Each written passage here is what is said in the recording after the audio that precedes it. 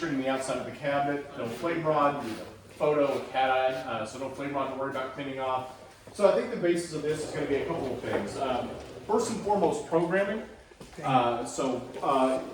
What are you going to program? It's going to be the same things every time. How do I increase the temperature from 120 to higher than 120? And how do I program the recirc pump are going to be the most common things you would want to do. So, Allie. Yeah. You want to communicate? With her? With them? Yes. No, they get it. Are we good? Yeah, we good. All right. Let us know if there's something that we need to stop and you communicate. Okay, of course. Cool? No, yeah, we're good. All right. I just want to make sure they can understand everything. There wasn't a million questions at the end, you know? Absolutely. Okay. Going over 120 is not in our game plan. Never. It's all residential applications. So yeah, I guess just setting up the recirc pump is going to be what's most important. So guys, are you familiar with the types of recirc pumps? Dedicated return, a true recirculation loop coming back to the third port, a crossover valve. You guys know what the bypass valve is at the furthest fixture. They use the cold line as the recirc loop, and then internal recirculation. So if you ever wanted to, one of the common issues you'll have is when you go from a tank to a tankless, the homeowner may complain that it takes longer to get hot water, and they are correct. It is going to take longer because with a tank style water heater, that water is going to be heated up to say 120. I turn a fixture on, 120 straight to the fixture. With anyone's tankless on the market, a tankless is going to have to go through a pre-purge of the fan, pre-safety checks, check its high limit switch, thermal fuse, air pressure switch, fire, heat up that stainless steel and transfer all that heat to the water. So you're gonna have that 10-15 second startup delay. It's gonna be take a little bit longer than a tank would. So to eliminate that, you can also do internal recirculation with these, which is gonna recirculate the water internally. That way you're keeping that water at hot at all times. They're gonna get that immediate, the water's already hot, so it goes straight to the fixture. Does that make sense? Mm-hmm. And then the other benefit of yes, sir. Yeah, that question is good. What is the seconds to get hot water on any fixtures?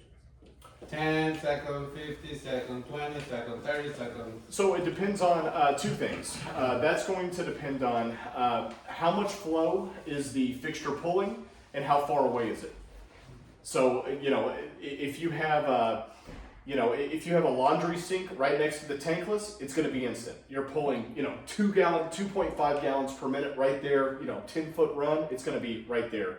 If you are pulling a single hand sink, 1 gallon per minute, 45 feet away, it's going to take much longer. So how fast is that hot water moving from here to there, and how long is it? Even if it has a hot recirculation line? No. If you have a recirc loop, the only limiting factor, it's going to be two things there too. Number one, is it during a time of day to where the recirc pump is going to be active? So if you've got your recirc pump active from 8 a.m. to 10 p.m. and it's midnight, it's not recirculating, so it's going to take the same amount of time. But if you're falling within the time parameter of when the recirc pump is active, the only limiting factor there is you've got your loop going around. Is there a branch that goes off to a certain fixture, in which case now we're just pulling off that one branch. So if you've got your loop going around and maybe this fixture's off to the side, 6 feet away, you've got that extra 6 feet to worry about, but for the most part it's going to be instant.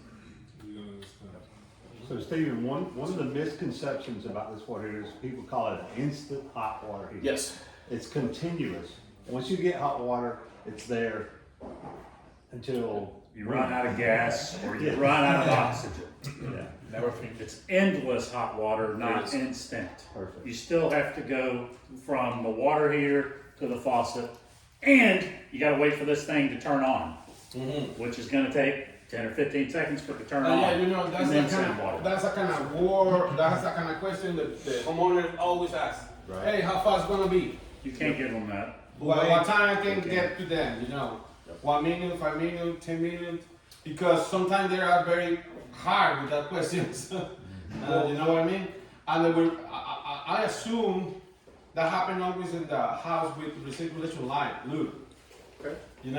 Supposed to be the recirculation loop is hot, but I know something about the the program time there is not all day. It's just for spot hours. So by default, when you activate this, that pump is going to be on from 5 a.m. to 8 a.m. and then again from 5 p.m. to 11 p.m. But you can set that for any time of day that you want in 30-minute increments. So that's just the default, but you can set it for whenever you want. I would not recommend running it all day long. That's going to be a lot of wear and tear on the tankless. It's going to be a lot of wear and tear on their gas bill, on their electric bill, running that pump all day long. So if they can, ideally, when they're getting ready for work in the morning and then when they're home from work would be ideal, but you can set it for whenever you want. So Wade, y'all are using the non-recirc models on a lot of the homes you're doing now. Do you have an external recirc pump on those, or? No. Okay. What these guys are dealing with, other than Alejandro and Yeah, but we have some 99% are going to be non-recirculating models that we're doing with the current builder. Okay. With Chafin builders, that's where all the RTGS-199N1s are going right now, Gotcha. which is the standard model. The recirculation model, we haven't gone to that yet. There's been a lot of conversation with it for the recirculating model. We just haven't done that. It's still in the discussions. Okay. Yeah, you know what? Predominantly, what they're looking, more their basic, the tankless, the kind of recirculation is, at least with Bradford, is not really part of this conversation right now. It might be basic understanding, yes, but it's not really part of this conversation yet because we're not actually buying that tankless yet. Okay. We're doing Do you the still want to go over non-circulation setting model. up the recirc pump? No, not yet, because I Okay. don't actually have that model here on hand. We're still working. Kevin, the builder, we've got there's some balls up in the air that we're still getting lined up first. Perfect. So I'll be honest with you, if we're not worried about recirculation and you're not worried about exceeding 120 degree set point temperature, there's really nothing to go over on the programming side. That GES is going to be completely plug and play. You're in, you're out, your gas, your condensate, your venting, plug it in, let it go. There's nothing to worry about on the programming side. Now, there's a little bit to worry about if we're going to cascade multiple units and tie them together, some things like that. It doesn't sound like that's going to be the case either. But if you're talking about non-recirc single units and a new build, there's no programming you guys are going to have to worry about. They are already out of the box. So, but we can go over troubleshooting, maintenance, replacing parts, things like that. Basic venting, Yeah, absolutely. if you don't mind. Cool. Yep. Yeah. Perfect. Well, you know, for that, I'm going to go ahead and unplug the unit. Unless you guys, I mean, I really don't see anything in the programming you'd be using, to be honest with you. Not currently. Does, There will be another. does the research, does it self-learn? So we have that feature available. You can self-learn, however, it goes off of the previous day's cycle. So if their patterns are going to be different, Saturday versus Friday, and again, Monday versus Sunday, not the best fit, it's Yeah. better to just put it up. Because, so, you know, to be honest with you, even with that, the default settings is almost perfect. The only thing you would have to set up is the time of day, and you know, 5 to 8 a.m., 5 to 11 p.m. is pretty much what everybody wants anyway, but we can fine tune it. From home. I don't know if I missed anything or not, but can you do it where it recirculates 24 hours? You can, but it's not really recommended. It's a lot of wear and tear on the tankless, but more importantly, you're going to get that call from the homeowner saying my gas bill skyrocketed, my electric bill skyrocketed. Because now you're running a pump all day long, you're running your gas all day long. You know, yeah, they're saving water. Not all day long, but like, would it cut off and on as far as like temperature? Great question. So fortunately, with this product, we incorporated something similar to an aquastat. What he's talking about, this was a major issue 10 years ago, because what used to happen in the tankless world, they would hook these up to uncontrolled recirculation, meaning it would just run all day long. And then they said, okay, we're going through heat exchangers in a couple of years. It's killing tankless. How do we fix that? Well, let's put the pump on a timer. Well, when they did that, let's say your timer is active from 5 to 11 p.m. That pump kicks on at 5 p.m. It heats up your entire loop in 4 minutes. Now hot water is being fed back to the tankless. What does a tankless do? If a tankless sees water flow, it tries to kick on. But two thresholds have to be met for a tankless to activate. Minimum water flow, but also minimum BTU rate. And if the water's already hot, you're not going to hit the minimum BTU rate. So they would try to kick on for flow. They would kick back off because minimum BTU wasn't being met. They would do what's called short cycling or pulse firing, kick on, off until the temperature in that loop dropped enough to keep the unit lit, to hit minimum BTU activation, stay on for 4 minutes, and then just short cycle again. We were seeing units out there in the field with 800 cycles. It was killing tankless. And so how do you fix that? Immersion type aquastat. Now it has to meet 2 variables. It has to meet the time of day you want it to activate, but also a certain temperature threshold. So when the water comes back hot, the pump kicks off. We use our inlet temperature sensor as the immersion type aquastat inside this unit. So it's going to have to meet the time threshold, but it's also going to have to make sure the water is cool enough to where we're going to be able to meet minimum BTU, so we're not ever short cycling. So that's built in. And there's a buffer tank? No, no buffer tank. I'm not sure if the heat exchanger is so durable on this. We use the heat exchanger as the buffer tank. We have by far the most durable heat exchanger out there for a few different reasons, but we could use the heat exchanger as the buffer tank. We just saw it as basically an appendix, just something else that could fail, something else that could leak, scale up. You don't need it inside. And so if you've wondered, why our unit weighs more, but it has no buffer tank, all the components are the same. You've got your main components, your fan, your gas valve, your board. What's different? It's how thick this heat exchanger is. So if you wanted to run, not all the time, but in theory all the time, you need to set up a timer to be early morning to either midday or all day, and then let it go turn off at night. yeah, you can have gaps between. You can have it kick on at 6, off at 6:30, on at 7, off at off at 7:30, on from 8 to 10:30 a.m. Whatever you want in 30-minute increments throughout the day. It doesn't have to be continuous. Is that easy enough for a homeowner to do that, or do they need a plumber to do it? You could definitely do it with them over the phone, but it's one of those things. Once you teach them once, they can do it. Definitely, it's not that difficult. Is But that something we can go over? Oh, I'm sorry. I kiboshed that on him because we haven't switched to Bradford recirculating yet. Well, we did that for air chafing, but me and Alan kind of thumbed our way through that. Because we haven't, for we us, just well, have hard, RTGS trying to figure out how to work. currently. Yeah. So I told him we didn't necessarily need to go over the programming right now for everybody because we're not using that unit yet. The recirc one? Correct. Yeah, that's true. I mean, there's a lot of information. I didn't want to overload everybody with a huge amount of information when we kind of need some basics. I think To the start. stuff that we've seen, that was one thing that we looked at was trying to fix that for him. I'm not saying that we wouldn't need it because, if it performs, then we most certainly will, and then we would need to know how to do that because, the one we're using now, it's plug and play. Turn it on, external recirc, and then you let it go, it does its thing. If this has got to be programmed, then we need to know how to do that. so the unit you're using, It's an Navian 240. and so It's 90% of that, of the recirculation application is the Navian. but why are you not programming anything? It's predetermined. You just Self-learn. Ours is 2. Okay. It has a lot in it that we don't have to, so far it's hit the mark. Yeah, this normally will hit the mark as well on the times. yeah. It would just be if I'm people saying- want to I'm not fine-tune saying it. it wouldn't. I'm just saying Just like what this. I've seen. I noticed you got to go in there, select your time, scroll Yep. over, select your time, scroll over time. Yeah.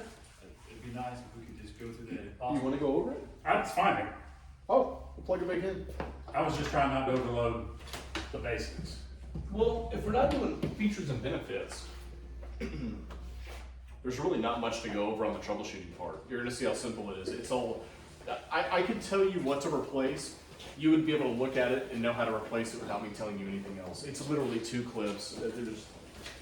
There's really no training involved. Question, is possible to do it this way?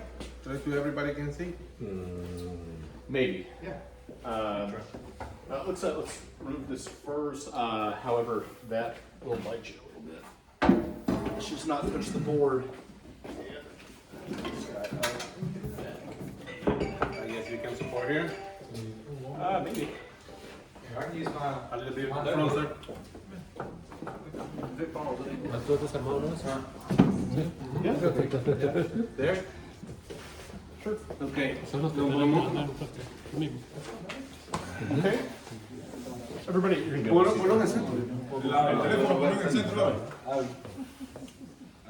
So, I mean, guys, while we're all here, I'm just going to show you how to increase the temperature if you ever wanted to, and just show you how simple it is. 120 is going to be the max. If I want to change that temperature, just press the shower button and go down in temp. They want 110 for some reason. Hit your knob back in, you're 110. But if they want to go over 120, you're just going to press and release the shower button, then press and hold the shower button. That's the secret handshake. That'll kick you up to 125, and you can now go to 140.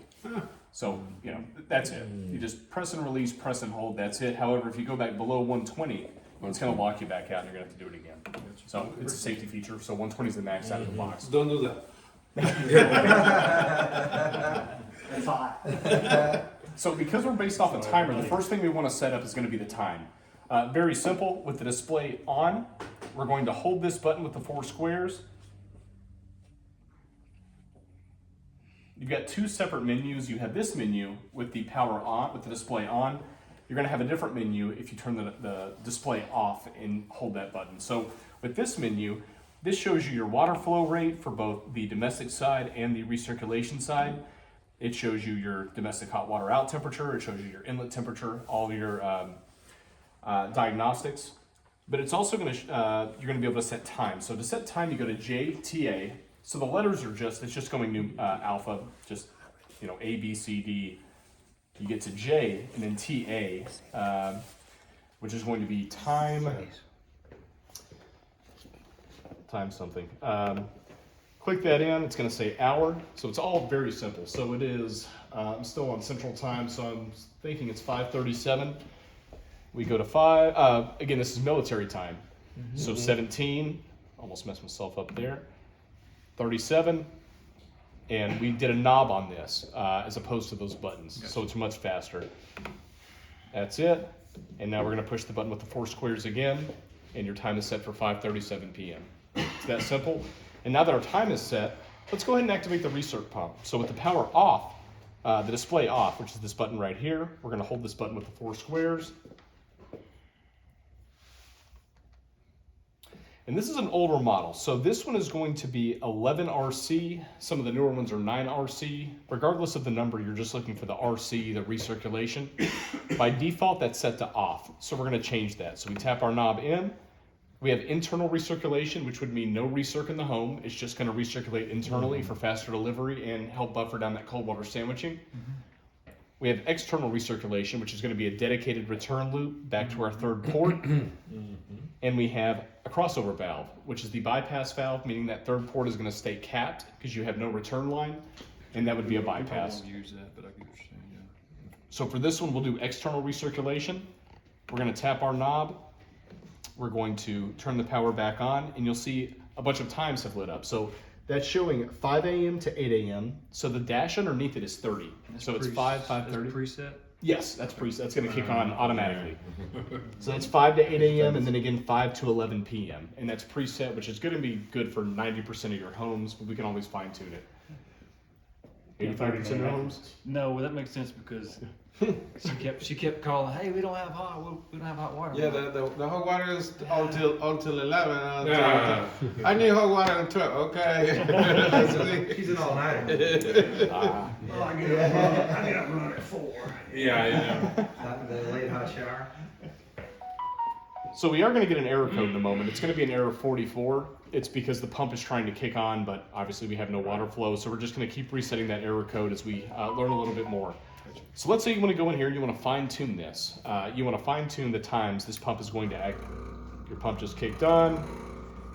Your 44 is going to kick on in a moment. And then we'll go in here and we'll change some times.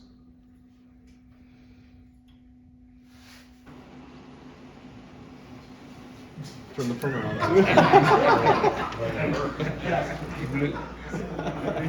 So there's your 44. So if you ever get an error code, you can just reset it by powering that on and off a couple of times.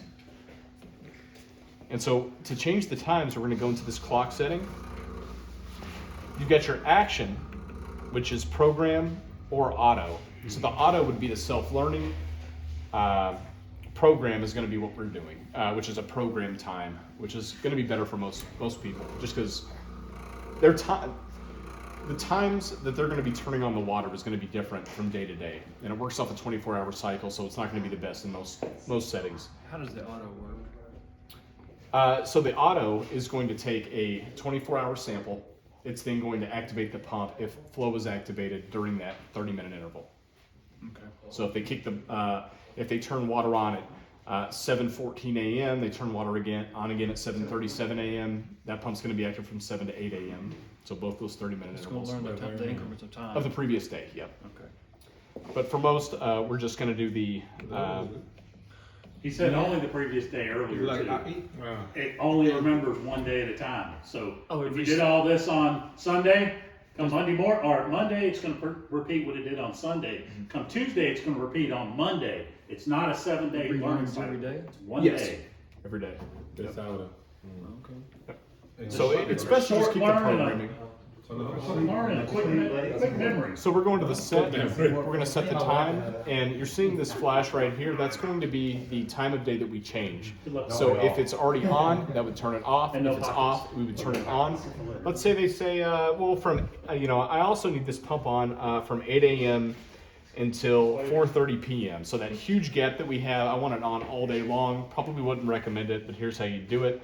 You turn that until the one we're trying to activate is also blinking. You click the knob in, you light up all these guys.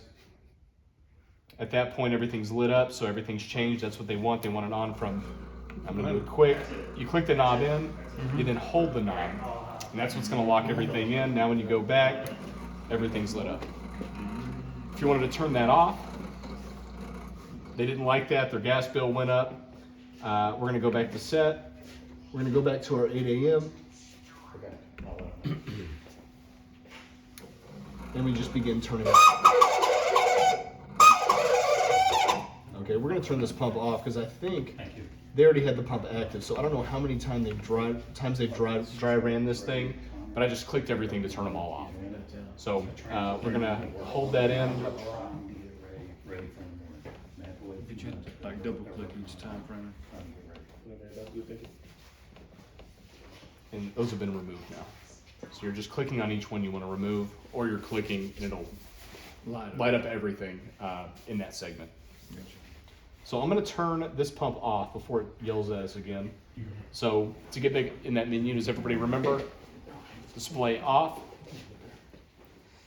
Hold the 4 squares. 11 That's being the RC. installer menu, right? Is that the verbiage? External, back to off. Click it again. Now our pump is off. All the times have been removed. It's that simple. Hey, Stephen, on the different research, right, the pump speed changes though. You want to go internal versus external versus crossover T? Because it's a 3-speed pump if they need it. Yeah, so with this, by default, this pump is always going to be set to 3. To be honest with you, if they have a dedicated return line back to the unit, I would probably just leave it at 3. If they have a crossover valve, which is that bypass valve at the furthest fixture, to protect that bypass valve, I'd probably leave that at pump speed 2 or maybe even 1. Because what can happen over time, and we tested this in the lab, when a bypass valve closes, the pump can deadhead into that paraffin wax, and over time they can fail. We have bypass valves that we've seen guys replace in as little as 2 years in the Memphis market, because remember, a tankless pump is going to be much more powerful than a tank pump. For a tank style water heater, all you're doing is moving water. It's temperature activated. We just need to move the water around the recirc loop. It doesn't matter how fast it's going. For a tankless, we're flow activated. We're minimum BTU activated. We need a lot more flow. We need a much larger pump to be able to achieve that. So you're deadheading quite a bit into that bypass valve. I usually keep them on 2 or 1 just to protect them. Just You say 1 or 2 is better. with a bypass valve. Yeah, to save that about. To help it, yeah. For what we're doing typically, it's gonna be 2 or 3 Plug and play. for our normal house. And it comes out of the box at 3. Yes. Which Yeah. if it's at external research line, then that's going to be what you want anyways. Yeah, because if you think about it, if pump speed 3 is twice the speed of pump speed 1, all it's going to do is heat the loop up twice as fast, meaning the burner is going to stay on twice as much. So it'd be half the burn hours if we can during recirculation mode, because we're heating up the loop twice as fast. You know, just direct proportion. That's pretty much it for the programming. I don't think we have any cascades, or we're not going to exceed 140 where we have to, you know, get it up to 185 or anything like that. So just setting up that recirc pump is really the only learning curve you guys are going to have. For all your S installs, it's going to be plug and play. And to be honest with you, this is pretty much plug and play. I mean, your process would be setting that time, setting your recirc to external. The default time setting is going to be good in most applications. You're off. That's it. Can you cascade? Oh yeah, yeah. So we can cascade 1 R and up to, so 16 units total. 1 R with a pump and up to 15 S's with no pump. 2 Rs, so 2 pumps and up to 14 with no pump. If you do the 2 Rs, those pumps are going to work in tandem. They're going to work together and they're going to double, almost double, because they work against each other a little bit, the flow rate. They don't alternate? No, not in that. I'll be honest with you. Well, the master is going to alternate, but they can't alternate because they're the only ones with the pump to do the recirc. The domestic will alternate. The unit with the lowest burn hours is going to be the one that fires. So if you have a big job that comes up, let's say you guys, you know, just do a 110 room Hampton Inn pops up. You know, with those guys are usually recommending 12 units. This market probably 12 tankless. I would recommend getting all units with no pump and doing an external recirc pump size for the job specifically, because you might need a bigger pump. You might need a Grumpus 2699, but more importantly, you don't have that 1 or 2 units always doing the recirc for that hotel every single day. You have every unit doing the recirc because the master is alternating, so whichever unit has the lowest burn hours is the one that's going to fire when that pump kicks on. It's just a better fit. But we can do anything you'd like, it doesn't matter. Permanent for us, it'd be like 2 units in a house, a larger house. Okay. So should we do 2 recirc units? Could. Or do 1 and just Sure. The benefit of 2 recirc units, you're probably not going to need that flow. You can always turn the pump speed down. The benefit of 2 recircs is going to be if 1 unit ever went out, they wouldn't lose recirc in the home. You could do 1 unit with recirc, 1 without, but if the recirc unit goes down, they're going to lose recirc in the home until that's back up and running. Would be the major benefit. I got you. Yes, sir. I've heard through other manufacturers, sometimes there could be a communication lag doing a recirc and a non versus, Slightly, yeah. so I know we've kind of recommended if you're gonna do 2, do 2 of the same. That way you don't have that hiccup at times. Yeah, what Is can, that- a little bit, and what can happen is you're in recirculation mode, so the tankless is doing recirc, and then somebody kicks a fixture on, a big fixture on, and now it's going to swap over to domestic side, and the unit with the lowest burn hours is what's going to fire. So now that unit has to turn off with the recirc pump, and the unit with no pump is going to kick on. So a little lag. It's like, We replaced 1 pump, Yeah, the same one. that one. What's the case if we need to replace the pump? So let me unplug this. I don't want you to get bit by that board. He's good. So the pump is very simple to replace. So the only thing you have to remember when well, actually, let me show you how to access everything from behind here. We could lay this down. Thank you, sir. So now, when you want to access any of these components, you're going to remove these 3 screws. It's going to be much easier when it's standing the right way. But these 3 screws are going to allow this board to lay flat down. You can then access every component. So I'm going to pop these out really quick.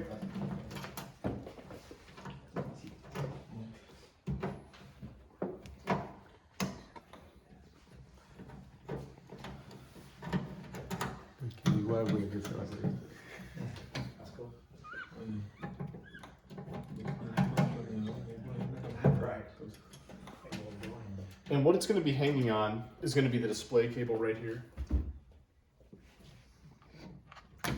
So that comes off, and this will now kind of lay down. So we can probably pick it back up at this point. If you don't feel comfortable hanging by the wires, you can put one of those screws back into here and just let it, brace itself, but it's really not going to matter. If you want to pick this guy back up, and then we'll So now that this piece is down, how do we replace the pump? So plug. The first thing you're going to want to do, because this water line right here we cannot drain, so it's going to have water in it. So when you pull the pump out, there is going to be some water present, and we do have a water leak detector at the bottom. If water gets on that, it's going to air out. You have to just dry it off. It's very simple. But if you put a towel under here, it's going to be a lot less water to clean up. But replacing the pump is very simple. You're going to have one nut right here. You're going to unscrew this, and then you need to get to this nut right here. But the easy way to do it is to just pull this clip off right here. The pump's going to slide out, pull out, and at that point, the new pump is not going to come with this piece. You're going to want to unscrew that once it's out, screw it onto the new pump, put it back in, and it goes right back on. One thing to remember, at the bottom when this nut is removed, a gasket is going to come out. Just remember to replace that gasket with the pump. Actually, let me show you. I forgot we had this parts kit. You got a parts kit here. Ya yo iba a traer un alicate porque si lo saca porque quiero que la saque. No, pero ¿quiere que la saque? Pero tú habías sacado así. Esa. Sí, cambié esa pompa. Pero sacando I think it's okay. No saca la trasera. This is the new pump. You notice it does not come with this piece right here. Once everything is pulled out, you can just screw that piece on there. But whenever you remove clips, just remember to be aware of the clip itself. You see how these clips, they have nothing on them? Actually, that one has an ST. See the ST? And then some of them have nothing at all. Just you want to put those back on how they came off. Like the knob, have some blue paint on it. You just want to put them back on how they came off. In the same spot. But yeah, the pump is very simple. If you want more room, you can remove this piping, which would be this clip here, and this clip here, and this whole piece will just come right out. But you can see everything is just right there in front of you. So,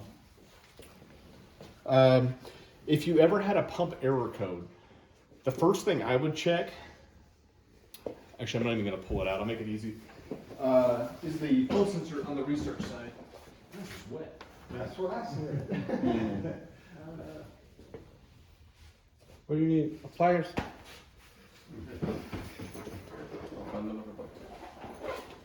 So a recirculation flow sensor, this is a flow sensor. This is located right here. It's this little piece right here. It's just held on by two clips. You want to make sure the arrow is going the correct direction, which is going to be left to right. But if you ever had a pump error code, the first thing, especially on a new install, the first thing I would check would be to make sure this is sensing correctly. Because when the pump activates, it goes off of the recirculation flow. It goes off the recirculation flow sensor. There you go. To determine if water is moving through the pump. And so it could be one or the other. I think it's more likely it would be that. There's an easy test you can do with a recirculation flow sensor. And that's just to blow in it, like actually blow in it. You want to blow the direction of the arrow, so it'd be this way. Make sure it's spinning. Do you hear how it modulates down? That means it's working properly. If it spins freely, it's bad. What number is that error? What's that? What number in the screen? When it's a fair? There's no error for this. There's no error for anyone's flow sensor. Oh, okay. Yeah, for not any tankless. So whenever you install a brand new unit, you turn on a water fixture and it does nothing. No tankless is going to error out. They don't know the flow sensor is bad because it doesn't even know that it's supposed to be bad. It doesn't know that's flow. I got one with error He's 61. Error code. Error code 61. Is that? I think that's the water, the leak. According to the manual. Water fan maybe? The water fan is half Oh no, we don't have a motor fan back 61. Lot 70. Did you change the fan? Don't touch. For now, I only repair leaking. Mira, yo estoy como un meme que Oh wait, there was a leak inside the unit? Yes, I Water? fixed 2 or 3 for now. But after a storm, the winter storm, I have 2 or 3 They froze up. completely leaking inside. They froze. Yeah, They froze. Okay, that makes, so that's going to be They different. say error 45. When, Yeah. when he detect a leak, it's 45. Yeah, so luckily we have that, right? Because it shuts the water flow off. So if that was somebody else's unit, you would have a lot more water that leaked out. So we don't have fans that typically go bad. I'm glad to hear, not glad, but fortunately there was a water leak inside. That would make sense as to why that fan went bad. The fans do not like getting wet. I used to work for a company that when the fan would get wet, it would blow the board out, and the fan and the board would both blow out. And if you tried to replace the fan, the old board would blow the new fan out, and so you had to replace them both at the same time. So they're going to be a little sensitive to water. So it sounds like that might be what happened. Is it the same fan's bad house? at this point? No, different. But the water falling is this way, right? Is it for pre-chairs? That's the AGM. The fan itself is going to be back here. So if you got a whole fan assembly or whatever. But when we hear especially a low noise from there, maybe it's a possible A low noise from the fan? I mean, yeah. Don't mention what happened. Just let them know. No. Yeah, just call tech support and say I've got this error, you know. And Okay. Just, you know, anything you say. That way they'll keep this every Turn that camera on. Hey, he's right. Less information is good. They're like, hey, we'll just send it to you. Error Okay. Run! The less information, the better. We need your prop. All right, I'll send it to you.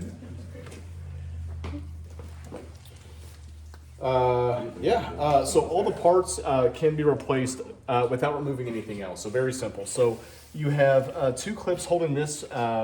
This is the mixing valve. You have 2 clips holding on the recirc flow sensor. You have 2 clips holding on the water valve. Everything is just right there for you. It's all self-explanatory. Okay, the model we're gonna use don't use this.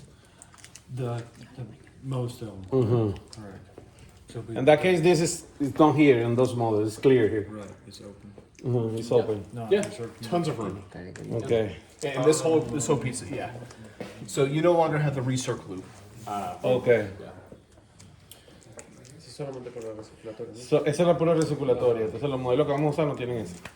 Pasa que el que nosotros vimos tenía eso. Eso es lo que hablamos al principio, que la mayoría. So this, you know, we saw a lot of issues in the field with flame rods because the issue with the flame rod is if the flame rod gets debris on it or soot or something like that and you have to clean it, when you pull the flame rod out, it breaks the gasket.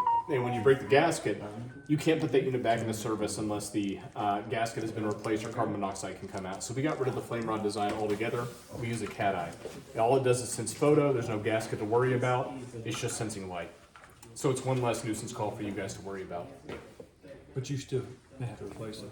No, well, I guess technically, I've never seen one fail. It's very basic. It's just sensing light. If for some reason the sight glass that it's looking through. I'm sorry, I thought that the flame or the igniter was in here. Oh no, I'm sorry. Igniters are up here. Okay, I got you. I guess you could have to replace the transformer, but it's also very simple.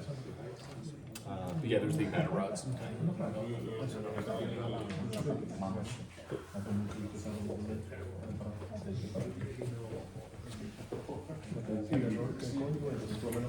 Hey, Steven, I know they. Give me. You saw here behind. What you got here? ¿Cómo se dice chuleta en inglés?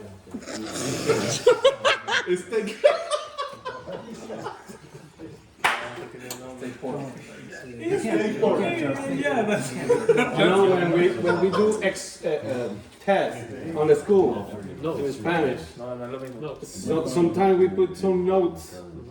Well, we got a child, no? To cheat the answer, you know, here is hiding. Cheat sheet. Okay, this is cheat sheet. No, we have a better one. Inside the manual, I don't think we have it. It shows what the error is, what it means, and how to resolve it. So it's not just this. It's going to show you how to fix it step by step inside the manual. Quickly answers the. This is just what it is. Yeah, that'll show you how to fix it. That's the code. That one, you say? Yeah, right here. So this is also how to resolve everything. 24, right? So like your 61 that you got. Yeah, how that's a solution with that. Here's the connection stick Yeah, itself. yeah, very good. Fan doesn't rotate. So after you inject the voltage, then you just shows you. All the time. Tiene los códigos, pero aquí tiene todas las Ese es maneras. el rápido, el rapidito. Este es la Biblia, para que es fácil. Me dice cuál es el error. Ay, Dios mío. Yo tengo algo que decir, pero tiene que ser los dos. Yo tengo algo que decir hace un rato, pero tiene que ser los ustedes. Que yo tengo algo que decir hace rato, pero tiene que ser al lado de ustedes dos. Pasa que tú te vas a Hey, reír. Steven, do you want to kind of cover? Steve, do you want to kind of cover like kind of some of the benefits that ours that we did different than Navy and that we thought was a better, like with the screen that's easy to access and stuff like that? You know, because they are very used to putting in the 240. So, and I know if there's some features or benefits that ours offer that Navian does not. Yeah, we have a few things. Yeah, so number one, the intake screen, you would typically have to remove the front cover and, clean that intake screen off. So I just worked on a couple at a restaurant, and the intake screens were blocked. Very simple fix, 5 minutes to fix both of them. You just, pull their screen out, dump it off in the trash can, you're done. However, the cook in the back of the kitchen cannot pull that front cover off. So what we did is we put our screen on the outside of the cabinet. Now, the homeowner can access this. If they get that error code that their intake is blocked, 2 screws, dump it off in the trash, if you don't want the service call. They can't do that. They're gonna call. They're gonna go. I'm not touching. I'm not a screwdriver. If they want to. Another thing is the maintenance for this one is, like we did with the Navians, like circulation. Yeah, I'm sure it's the same thing. about the valves down there, the kid valves. Yeah, you have a little bit more room, is what we've been told. A lot of guys may have some issues accessing the gas line with the flush valves right there. Everything we have in the bottom has a lot of space. But the thing is the same way. Procedures are gonna be the same, yes. Okay. Like 30 to 45 minutes of flushing, Until it runs clear. descaling. Yep. Mm-hmm. Is there anything venting or anything, Steven, we might need to? No. Nothing's really different. 150 foot on 3 inch, 60 foot on 2 inch, deduct 8 feet for each 90 on 2 inch, deduct 5 feet for each 90 on 3 inch, include terminations, only difference with ours. I don't know what they recommend now, but on the exhaust, leave it wide open out of the roof. Don't worry about candy caning it. We don't want that extra restriction. If you're on 2 inch, we don't want that extra 16 feet at the end of the run. Leave it open, throw a bird screen on the top, and just be done with it. I'm sorry. Straight up? On the exhaust. How much? Intake, you want to candy cane. Gotcha. I'm sorry. You say we can leave this one here, on the garage side. Exhaust no intake. What does it take that way? It's swapped. Yeah, so our intake's on this side, exhaust on this side. But you can leave the intake with a piece of pipe and that's it. Yeah, through the roof. Yeah. To the roof. Oh, yeah, come on now. No, because I hear different. What? You guys asked a question about leaving the intake in the garage? Uh-huh. Oh, yeah, intake can go in the Yeah, garage. that's just gonna depend on the room Yeah. and the size. Okay, I guess you say how many feet we can rule the exhaust outside. On 2 inch, 60 feet, 60? deduct 8 feet for each elbow, for each 90. 8. For Okay. each 90. On 2 inch. 3 inch, deduct 5 feet for each 90. 60 feet long. 150. 150. 150, okay. It's more than double. Uh-huh. How far do they need to be apart on the penetration? The roof or the sidewall. Both. Yeah. Through the roof, you really, if they're close together, you want a minimum 1 foot separation vertically between the intake and exhaust termination. And you want the intake, a minimum, because it's going to candy cane down, a minimum 1 foot higher than the highest anticipated snow level. I'm sorry, you say one here, another one here? Exhaust higher. Exhaust higher. Minimum 1 foot higher. Than 1 the foot termination higher, like if they're this. next to each No other. matter the distance between those. If you have quite a bit, it's not going to be that big of a deal, but your big issue is going to be cross-contamination. If they're on the same horizontal plane, like they're far apart like this, wind could get sucked. Okay. But if it's We higher, need to put some special fitting here on the top. T45s. not on the exhaust. Exhaust, leave it wide open. Okay. Yep. Straight. Intake, 290. Or T. For what? A T Or 290. on the intake, Yes. 290s, all the way pointing down. I guess you could in the wall, I'm sorry. In the wall, the separation between those lines, 1 feet, 24 inches. Through a side mount? Yeah, you're not exact. Yes, to be sidewalk. Technically, you can do 1 foot, but you really want more than that. Your best bet is to do one of two things: to get the exhaust higher than the intake if they're coming out of the same horizontal plane, 90 down in the intake with an extension, so it pulls air from lower. Or if you have to, you can snorkel the exhaust up. You can bring the 90 up the exhaust if you want to get that vertical separation. Okay. Yeah. Like 24 inches. I like those 24 like rules. Yeah, like it's a rule. Yeah, like a rule. He has a standard. Let me see. So he will send it. Is that a standard for us? Well, I don't know. You got some Any questions? question? Sigue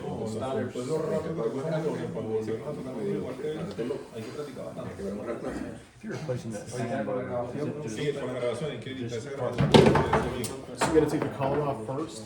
And actually, we have a service manual that a lot of guys are going to utilize. To be honest with you, you're not going to have to do this stuff.